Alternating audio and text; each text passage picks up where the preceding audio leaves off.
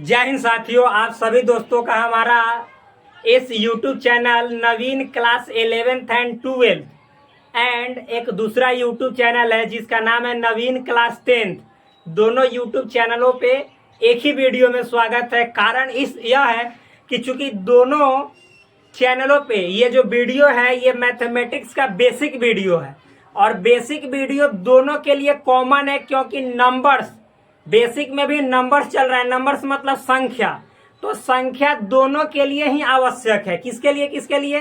तो आप class 10th में हो तो भी अथवा आप क्लास 11th एंड 12th में हो तो भी, यानी सभी के लिए जो नंबर्स का जो टॉपिक है, जो नंबर्स आपके सामने मैथमेटिक्स में पढ़ना पड़ता है वो सभी कॉमन है।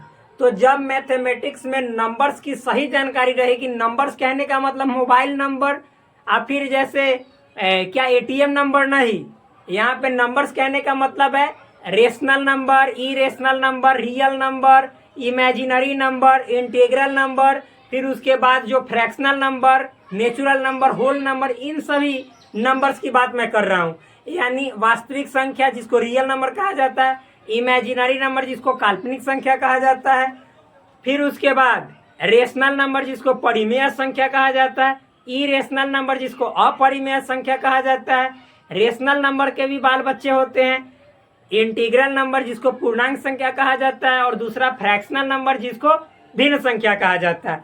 तो इन सभी संख्याओं को पढ़ना क्लास 10th और क्लास 11th एंड 12th सभी के लिए कॉमन है। बेसिक मैथमेटिक्स में काउंट किया जाता है, क्योंकि बिना नंबर्स की सही जानकारी के आप मैथमेटिक्स के प्रश्नों को सॉल्व नहीं कर सकते हैं।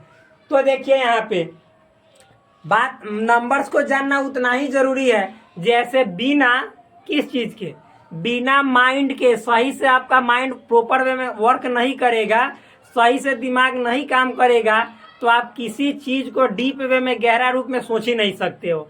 मन और मस्तिष्क दोनों सही से काम करेगा तभी ही, चाहे तो आप अच्छाई के चक्कर में रहोगे या बुराई के चक्कर में, यानी लालच के चक्कर में रहोगे या ईमानदारी के चक्कर में रहोगे। जब ये काम ही नहीं करेगा तो फिर दोनों में से कोई एक के चक्कर में आप नहीं रहोगे। जहाँ रहोगे सर्वे सर्वा रहोगे, आज़ाद रहोगे, स्वतंत्र रहोगे, कुछ टेंशन की बात ही नहीं है। तो उसी तरह से मैथमेटिक्स में जब इसको नहीं समझोगे तो मैथमेटिक्स में हर जगह प्रॉब्लम होगा। आपको कहीं भी मैथमेटिक्स मिलेगा तो कहोगे कि भाई हमने तो संख्या पढ़ा ही नहीं है, क्या सर्वे सर्वा, क्योंकि हर जगह नंबर्स आपको मिलेगा। तो देखिए पीछे वाले वीडियो में मतलब हमने जहां तक बात किया था आप सभी के सामने वो था गुणनखंड, यानी फैक्टर क्या है। क्यों इसका बात कर रहे हैं? क्योंकि फैक्टर जब पढ़ लेंगे फिर हमने बात किया था कि गुणज भी पढ़ना है, तो आज गुणज हम यानी मल्टीपल पढ़ाएंगे। तो जब आप फैक्टर कल पढ़ चुके थे जाकर देख लीजिएगा उस वीडियो को, पीछे वाला वीडियो को, और आज गुणज पढ़ेंगे मल्टीपल, फैक्टर, गुणज, फिर उसके बाद कॉमन मल्टीपल, कॉमन फैक्टर पढ़ लेने से जो आगे की संख्या है जैसे अभाज्य संख्या यानी प्राइम नंबर, फिर उसके बाद भाज्य संख्या यानी कंपोजिट नंबर, फिर उसके बाद आपको पढ़ना परफेक्ट नंबर यानी संपूर्ण संख्या। इन सभी संख्याओं को समझना आसान हो जाता है। तो इसीलिए हम कल के वीडियो में आपको फैक्टर के बारे में बताया था, आज के वीडियो में मल्टीपल के बारे में बताऊंगा। यदि आप चैनल पे नए हैं तो प्लीज चैनल को सब्सक्राइब करो, वीडियो अच्छा लगे तो वीडियो को लाइक करो। आप लोग देखते हैं क्या, जहां गर्ल्स पढ़ाती हैं चाहे वो किसी भी तरह पढ़ाए, लाइक पे लाइक ठोकते हो, और यहाँ पे आपका भाई पढ़ा रहा है फिर देखो लाइक तो क्या व्यू भी नहीं जाता है, लाइक तो बात की बात है। समझ में आए ना? तो वही आप लोग के सपोर्ट से ही हम सभी आगे बढ़ेंगे, क्योंकि आप लोग जानते ही हैं हर जगह क्या चलता है, कोऑपरेटिव सोसाइटीज, को एजुकेशन, बिना को के गो नहीं होता है। क्या बोले? विदाउट को गो शुरू ही नहीं होता है। बिना को के आप कहीं जा ही नहीं सकते। जाने का मतलब है आप अपने जहाँ पे इच्छित लक्ष्य है, जहाँ आपका गोल है, जहाँ आप जाना चाहते हैं, डिजायरेबल गोल के पास बिना को के गो नहीं हो सकता। विदाउट को गो इज इम्पॉसिबल। ये बात हमेशा याद रखना है, विदाउट को गो इज इम्पॉसिबल। तो प्लीज आप लोग का कोऑपरेटिव सपोर्ट होना चाहिए, मतलब साथ साथ समर्थन होना चाहिए, तब हम जो अपना इच्छित लक्ष्य है और आप लोगों को भी जहां तक पहुंचना है वहां तक हम अवश्य पहुंचाएंगे। एक एक वीडियो को देखना भाई, कितना डिटेल वे में हम बात करते हैं कोई भी टॉपिक हो। तो प्लीज आप देखिए, आज के टॉपिक में गुणज के बारे में पढ़ेंगे, तो प्लीज इसको मिटाते हैं, ध्यान से समझेंगे। गुणज यानी मल्टीपल क्या होता है। यदि आप चैनल पे नए हैं तो बार बार मैं बोल रहा हूँ आपसे कि प्लीज चैनल को सब्सक्राइब करो और वीडियो को फर्दर शेयर भी करो, यानी आगे शेयर करो, अपने जो भी आपके क्लास साथी होंगे उनके पास शेयर करो कि वास्तव में ये जो टॉपिक पढ़ा रहा है, वास्तव में टॉपिक आपको पढ़ने के बाद समझ में आ रहा है कि नहीं आ रहा है। तो प्लीज आपसे यही मेरा गुजारिश रहेगा कि आप अपने दोस्तों को भी बताएं हमारे इस YouTube चैनल के बारे में, क्योंकि सबसे पहले आपकी सपोर्ट चाहिए। आपकी मतलब पहले क्या, हमेशा आपके सपोर्ट से ही हम सभी चल सकते हैं, क्योंकि टीचर और स्टूडेंट दोनों एक दूसरे के साथ हमेशा मिलकर काम करते हैं, तभी जो उससे रिजल्ट निकलता है वो अति उत्तम होता है, यानी बेस्ट होता है। क्या होता है? बेस्ट। वरना फिर मतलब कि वो काम रेस्ट में चला जाता है, कोई उसको याद नहीं करता, वो सब दिन आराम करने लगता है। काम की पहचान तभी होती है जब हम सभी का को सपोर्ट होगा। को सपोर्ट मतलब साथ साथ सपोर्ट, यानी हम दोनों एक दूसरे के प्रति सपोर्टिव रहेंगे, यानी एक दूसरे को हेल्प करेंगे, मदद करेंगे। वरना हम आपको मदद करें और आप हमारा मदद नहीं करें तो फिर दिक्कत हो सकता है, प्रॉब्लम हो सकता है, हमारे लिए भी और आपके लिए भी। क्यों? क्योंकि ये जरूरी नहीं है कि बहुत सारे दुनिया में टीचर हैं, बहुत सारे शिक्षक हैं, ये जरूरी नहीं है कि सबका जो मन और मस्तिष्क है किसी टॉपिक को समझाने का एक ही हो, सबका तौर तरीका समझाने का एक ही हो। कोई किसी टॉपिक को इतना इजी वे में करके समझा देगा ताकि आपको बोझ ही नहीं लगेगा, कोई किसी टॉपिक को इतना मतलब कि जैसे इजी ना घुमावदार तरीके से समझाएगा जिससे कि इजी टॉपिक भी हार्ड लगेगा। तो वही बात है और कुछ नहीं है। तो प्लीज आप लोग अपने भाई को सपोर्ट करो और फिर उसके बाद देखो जलवा भाई का। तो यहाँ पे हम लोग आज का टॉपिक शुरू करेंगे गुणज। क्या? गुणज, जिसको कहते हैं मल्टीपल। सिंपल वे में हम लोग बात करेंगे, बहुत इजी है। देखो, कल हमने गुणनखंड की बात की थी, ये गुणनखंड का जस्ट उल्टा है। गुणनखंड को एक बार रिपीट कर लो। गुणनखंड को इंग्लिश में कहा जाता है फैक्टर। मैंने उसमें आप सभी के सामने बात किया था कि गुणनखंड, मान लीजिए 15 का गुणनखंड निकालना है, यानी एक संख्या है, तो इस संख्या का जो गुणनखंड होता है सबसे पहले हर एक संख्या का गुणनखंड होता है। साथ ही साथ ये जो 15 है, 15 अपने आप का गुणनखंड होता है। और फिर देखेंगे कि एक के बाद 15 कौन कौन से संख्या से कट रहा है, विभाजित हो रहा है, यानी डिविजिबल है। तो एक के बाद आपको 2 से नहीं कटेगा, पूरा पूरा एग्जैक्ट कटना चाहिए, पूरा पूरा। उसमें मतलब लाफा सीढ़ी वाला काम नहीं, दशमलव दशमलव अट्टा बट्टा सट्टा में नहीं, पूरा पूरा। तो 2 से कटेगा लेकिन दशमलव में पूरा पूरा नहीं कटेगा, तो वो नहीं होगा। 3, तो 3 से पूरा पूरा मतलब कि समझिए तो खड़े 5 बार में कट जाएगा, तो ये खड़े कटेगा तो इनमें बड़े चलने आएगा। बड़े मतलब कि लाइट यहाँ पे देना शुरू कर देगा। कौन? कि 3 कहेगा कि हम 15 के दोस्त हैं, किस लिए? फैक्टर के लिए। आप देखिए 3 के बाद 4 से भी नहीं कटेगा, 4 कोई कहेगा कि बात 4 हटाओ, रिजेक्ट मारो, 4 हमारा दोस्त नहीं है। 5 को तुरंत बुला लेगा। क्यों? क्योंकि 5 3 15, यानी 5 3 जा 15, पूरा पूरा इसको काट छाट देगा। तो इसका मतलब ये कहेगा कि अच्छा ये हमारे ग्रुप का है, अपना ही बंदा है, तो इसको ले लेगा। 6 से नहीं कटेगा, 7 से नहीं, 8 से नहीं, 9 से नहीं, 10 से नहीं, 11 12 13 14 कोई से नहीं, 15 से कटेगा, तो डायरेक्ट 15। वही तो बोले। तो यानी 15 के गुणनखंड की बात की जाए, फैक्टर की बात की जाए, तो 1 3 5 15 हुआ, यानी इसकी संख्या कितनी हुई? तो 1 2 3 4, टोटल 15 के कितने गुणनखंड है? 4 गुणनखंड है।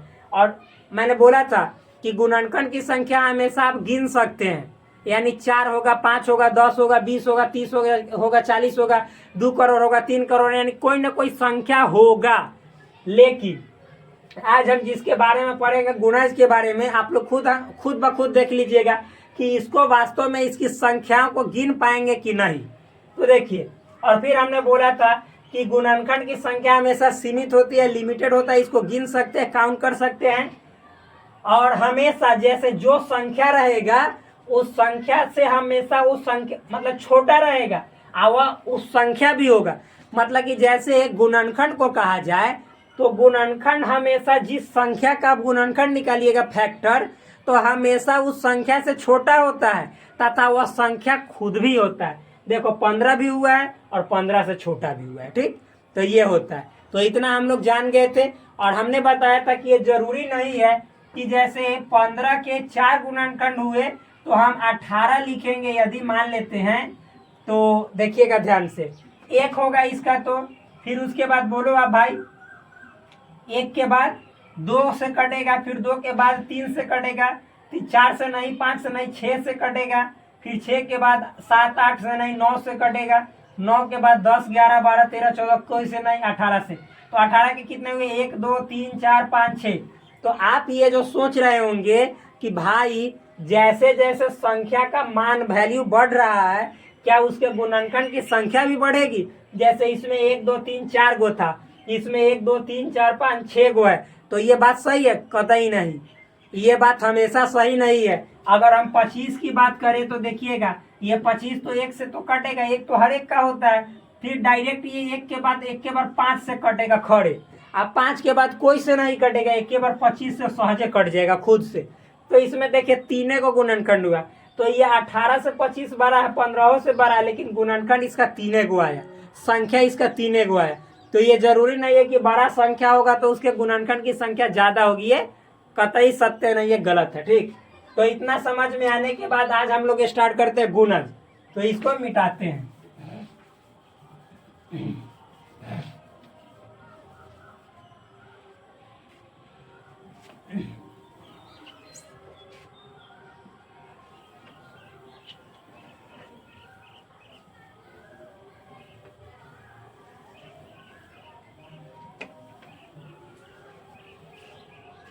देखो सिंपल लैंग्वेज में गुणज समझाते हैं, मल्टीपल, बहुत सिंपल लैंग्वेज में, क्योंकि हम लोग को समझना सबसे ज्यादा जरूरी है।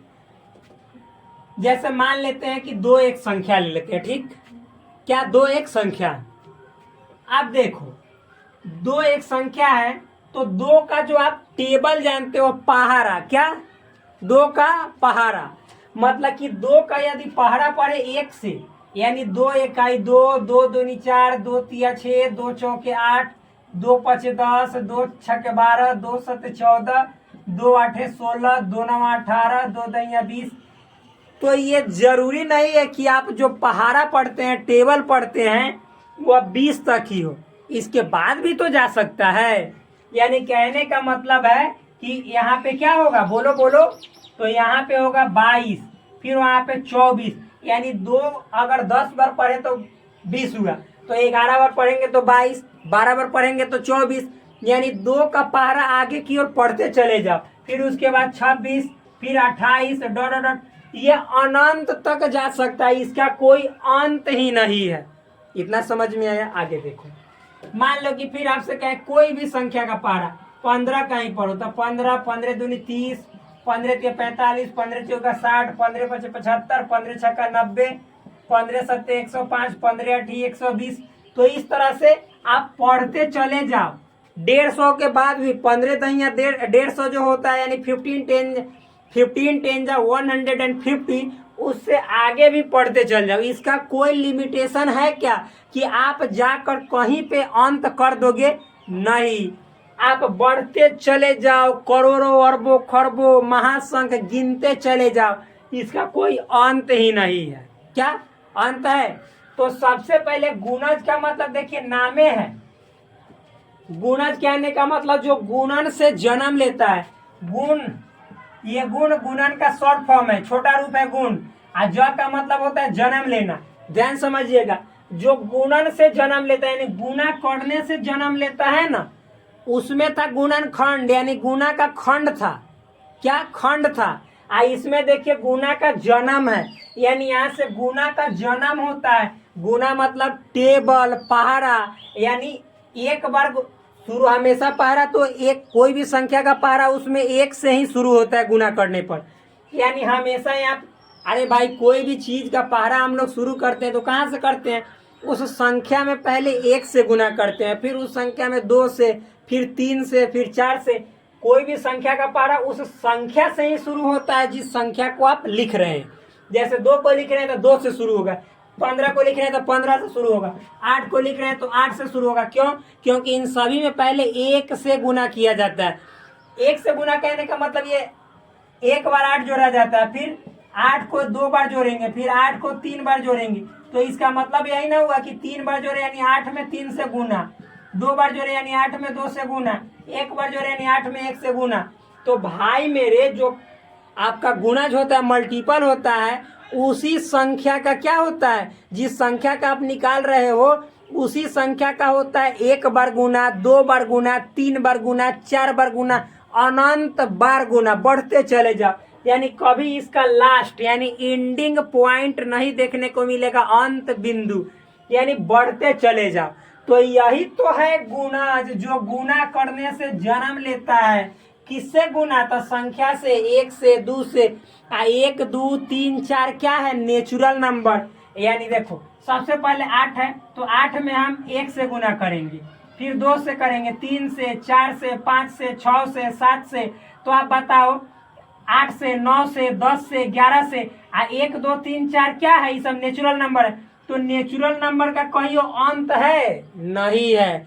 हमने जाके पीछे देखिएगा वीडियो में हमने बताया है कि नेचुरल नंबर का कोई अंत बिंदु नहीं है, ये अनंत तक जाता है। जिसका कोई अंत ना हो उसे अनंत कहते हैं। तो ये अनंत तक जाएगा। तो चूंकि जब ये अनंत तक जाता है और इन्हीं सभी से हमको गुना करने पर क्या प्राप्त होता है, बोलो, गुणज प्राप्त होता है। तो जब ये अनंत तक जाएगा तो इसको भी तो अनंत तक ले जाना पड़ेगा, जिसका कोई अंत नहीं है। तो बस इतना समझ में आ गया होगा, इसमें तो कोई दिक्कत वाली बात ही नहीं है। तो यहाँ पे इसको मिटाते हैं।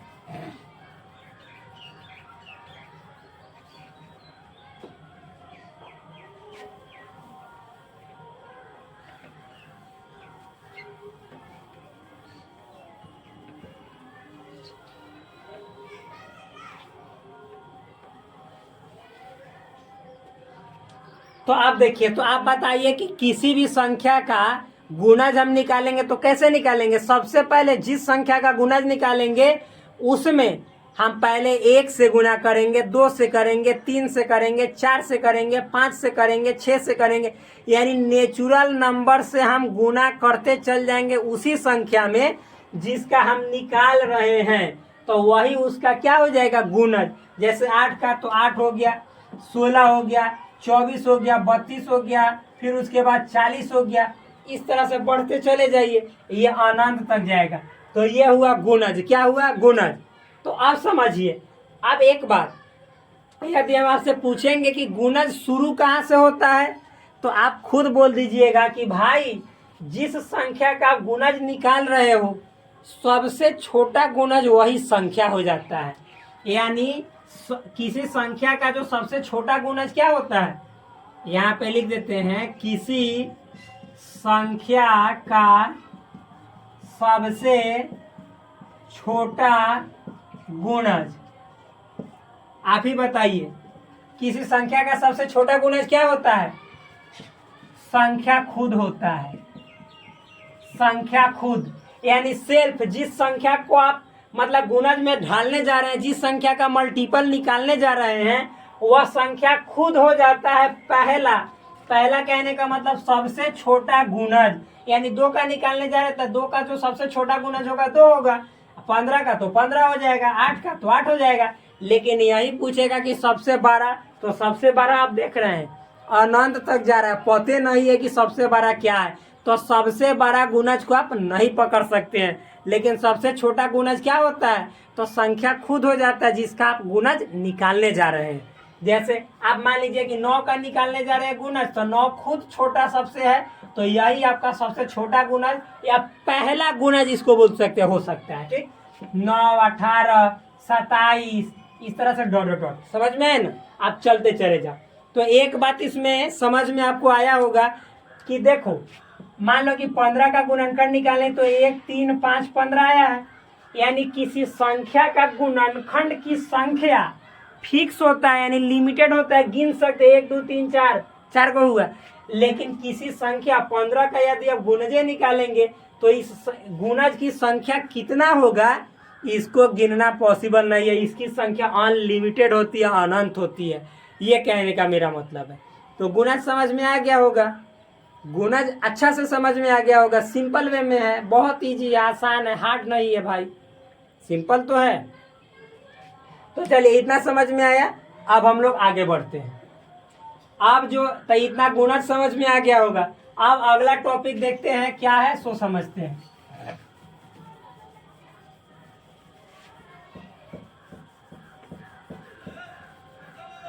आगे देखिए,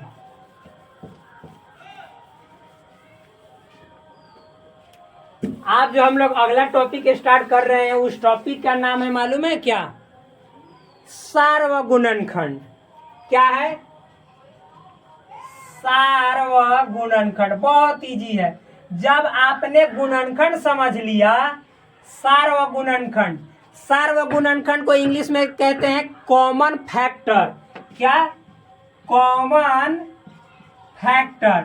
तो जब आपने फैक्टर समझ लिया, गुणनखंड समझ लिया, तो कॉमन फैक्टर तो सबसे इजी है। इसको फैक्टर मतलब फेंक दोगे समझकर। देखो कैसे, देखो सबसे पहले कॉमन फैक्टर समझने के लिए हमेशा हमेशा मतलब कम से कम 2 गो संख्या चाहिए तो चाहिए।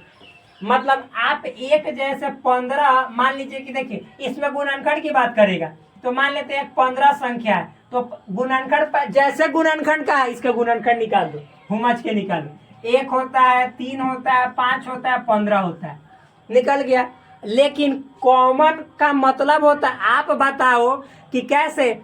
मान लीजिए कि 2 गो घर के पड़ोसी में, आपके घर के पड़ोसन है, तो आप अपने पत्नी में, आप पड़ोस के पत्नी में, दोनों के पत्नी में कॉमन देखना चाहते हो। चाहे आप तो अभी पत्नी वाले नहीं हो, अभी गर्लफ्रेंड वाले हो, तो आप अपने गर्लफ्रेंड में या दूसरे के गर्लफ्रेंड में, अपने दोस्त के गर्लफ्रेंड में, भाई गर्लफ्रेंड ऐसा शब्द है, गर्लफ्रेंड दोनों में मतलब देखते हो कि क्या क्या कॉमन है। इहो मतलब गुस्सा करती है कि ना करती है, वो भी गुस्सा करती है कि ना, तो दोनों गुस्सा करती है, तो एगो कॉमन गुण हुआ। कॉमन गुण यानी दोनों में ही मिलता है। कॉमन का मतलब जो दोनों में पाया जाता है। ठीक, जैसे हम एक और बात बोल रहे हैं, मान लीजिए कि जैसे आप ले लो आपके गांव में, ठीक, तो आपके गांव में हम अगर जो 2 से 3 लोगों पे, अगर जो उनके गुणों की दोनों में 3 लोगों को लिए, अरे भाई सिंपल वे में ऐसे समझते हैं, मान लीजिए कि कोई विलेज है या आप ही का गांव है, तो उसमें से 3 को, एगो ए को लिए, बी को लिए, एगो सी को लिए, और तीनों आदमी के हम गुण देख रहे हैं, गुण। मान लीजिए कि पहला ए आदमी ज्यादा गुस्सा करता है, बी हो गुस्सा करता है, सी हो, तो ये तीनों में कॉमन गुण है। आप कहिएगा कि गुस्सा करता है तो ये कैसे देखा जाएगा, तो आप खुद उसके साथ रहे होंगे तो जान जाइएगा कि कौन कितना कितना गुस्सा करता है। तो तीनों में कॉमन गुण है। मान लीजिए ये चोरी करता है, ये ईमानदार है, ये चोरी करता है, तो ये तीनों में कॉमन गुण नहीं है। सब कॉमन गुण मतलब जो तीनों में पाया जाता है गुण, तो ये 2 गो में कॉमन गुण है, ये 2 गो में। तो ये 3 गो के तुलना कर रहे हैं, तो इस सार्वगुणनखंड नहीं हुआ। जब तीनों में हो जाएगा तब सार्वगुणनखंड। तो आप ही बताओ, तुलना करने के लिए यानी कॉमन जांचने के लिए गुण का चाहे कोई भी चीज का को कम से कम आदमी चाहिए, तो भाई कम से कम 2 गो आदमी चाहिए। 2 गो रहेगा तभी तो दोनों में तुलना कीजिएगा। मान लीजिए आप पत्नी का एग्जाम्पल, आपके पड़ोस की पत्नी और फिर आपकी पत्नी, दोनों में यदि तुलना करना है गुणों का, तो कम से कम 2 गो पत्नी तो होना ही चाहिए, वरना फिर मतलब कि कैसे तुलना करोगे, अपने आप से पत्नी का तुलना नहीं हो सकता है। तो इसी तरह से सार्वगुणनखंड को कॉमन फैक्टर कहते हैं। तो फैक्टर देखेंगे कि कॉमन है कि ना है, फैक्टर देखेंगे कि कॉमन है कि ना है। तो इसके लिए कम से कम क गो संख्या होना चाहिए, 1 गो कि 2 गो, कम से कम 2 गो, और ज्यादा से ज्यादा तक कितना होगा। तो यहाँ पे एक 15 ले लेते हैं, मान लीजिए कुछ भी आप सोचिए, जो भी मान लेते हैं 16 ले लेते हैं, ठीक है, तो 16 ले लेंगे। अब इसका पहले गुणनखंड फैक्टर निकाल देंगे आंख मूंद के। तो एक तो सबका होता है, फिर देखेंगे 2 से कट जाता है, हाँ, फिर 3 से नहीं, 4 से, हाँ, 5 से नहीं, 6 से, 7 से, 8 से कट जाता है, 9 से नहीं, 10 से, 11, 12, 13, 14, 15, अब डायरेक्ट 16। अब दोनों में मिलाएंगे कि दोनों में बेचारा कौन ढूकल है, जो हेहू में खा रहा है, हेहू में खा रहा है भोज, ठीक, तो दोनों में देख रहे हैं कि भोज खा रहा है कि ना। तो आप बताइए, एक दोनों में खा रहा है, ठीक, और कोई संख्या खा रहा है नहीं ना, तो बस इसका सार्वगुणनखंड, क्या सार्वगुणनखंड यानी कॉमन फैक्टर क्या हुआ, एक हुआ, ओनली वन। अब मान लेते हैं एक दूसरा संख्या लेते हैं, सपोज 12 ले लेते हैं तो 12 फिर ले लेते हैं 18 सपोज, या फिर 18 चाहे जो आपका मन है, मान लीजिए 20 ले लेते हैं।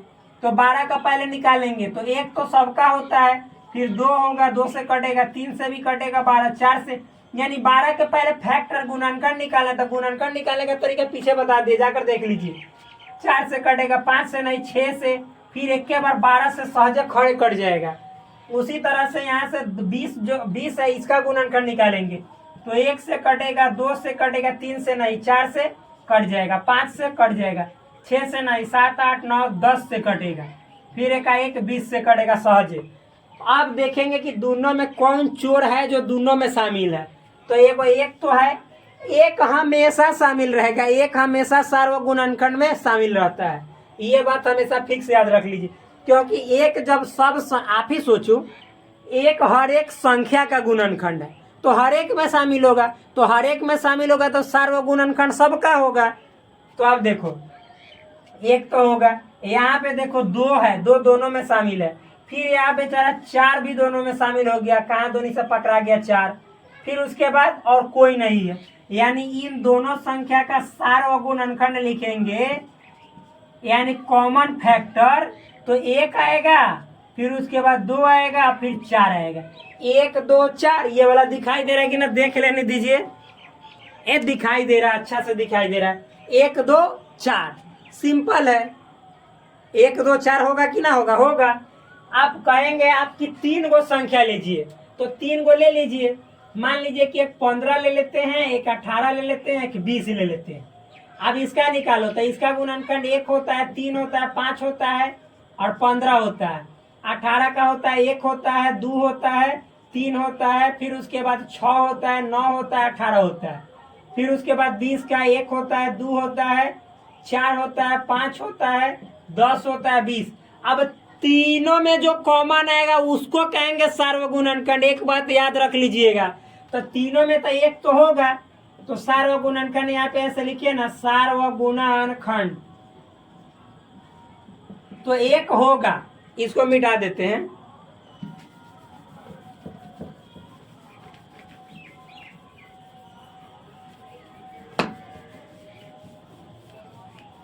एक होगा। फिर तीनों में कॉमन देखिए, तीनों में तो आप देखिए 2 तीनों में है, नहीं है, 3 तीनों में है, नहीं है, 5 है, नहीं, 5 इसमें है, इसमें है बस, 4 नहीं है, फिर उसके बाद और कोई नहीं, यानी तीनों में जो सार्वगुणनखंड है वो सिर्फ 1 है, यानी कॉमन फैक्टर 1 ही होगा। 15 18 20 का कॉमन फैक्टर सिर्फ 1 होगा, 1 जो कि लिखा हुआ है।